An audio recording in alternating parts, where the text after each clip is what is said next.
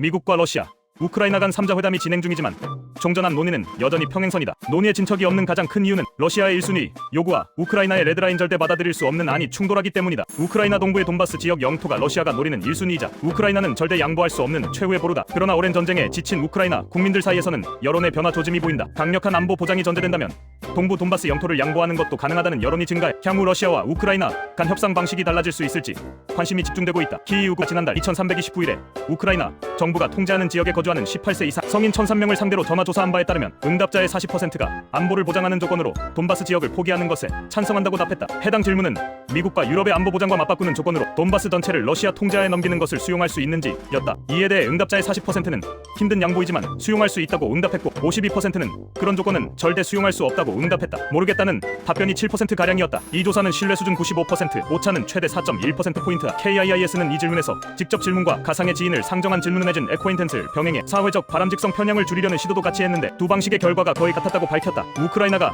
러시아를 상대로 의미 있는 승리를 수차례 이어가던 지난 2022년 5월에 실시한 조사에 비하면 영토를 양보할 수 있다는 응답 비율이 4년 새 4배나 높아졌다. KIIS가 2022년 5월 13일에서 18일에 우크라 정부가 통제하고 있는 지역의 성인 1000명을 상대로 한 전화조사에서는 응답자의 82%가 어떠한 영토도 포기해서는 안 된다고 답했다. 10%는 평화와 독립 유지를 위해 일부 영토 포기가 가능하다고 답했고 나머지는 모르겠다거나 답하지 않은 경우였다. 영토 포기가 가능하다는 여론이 4년 전 10%에서 올해 40%까지 4배로 늘어난 것이다. 이는 오랜 전쟁으로 큰 고통을 겪다 보니 너무 지친 나머지 영토 일부를 포기하더라도 전쟁 종식과 안전 보장을 얻고 싶다는 우크라이나 국민들의 바람이 투영된 것으로 보인다. 러시아가 우크라이나의 에너지 시설을 집중 타격하면서 우크라 국민들은 영하 30도의 혹한에 난방이 되지 않는 겨울을 보내고 있다. 미국의 중재로 혹한기 에너지 시설 타격을 자제한다던 러시아는 우크라이나 중부 탄광 지역의 통근버스와 산부인과 등 민간 시설을 드론으로 타격하는 등 공세를 늦추지 않고 있다. 일각에서는 우크라이나 국민 여론의 변화가 3자 회담 과정에서 협상의 물꼬를 트는 역할을 할 수 있을 것이란 전망도 내놓고 있다. 돈바스 지역의 향방은 미러 후 3자 회담에서도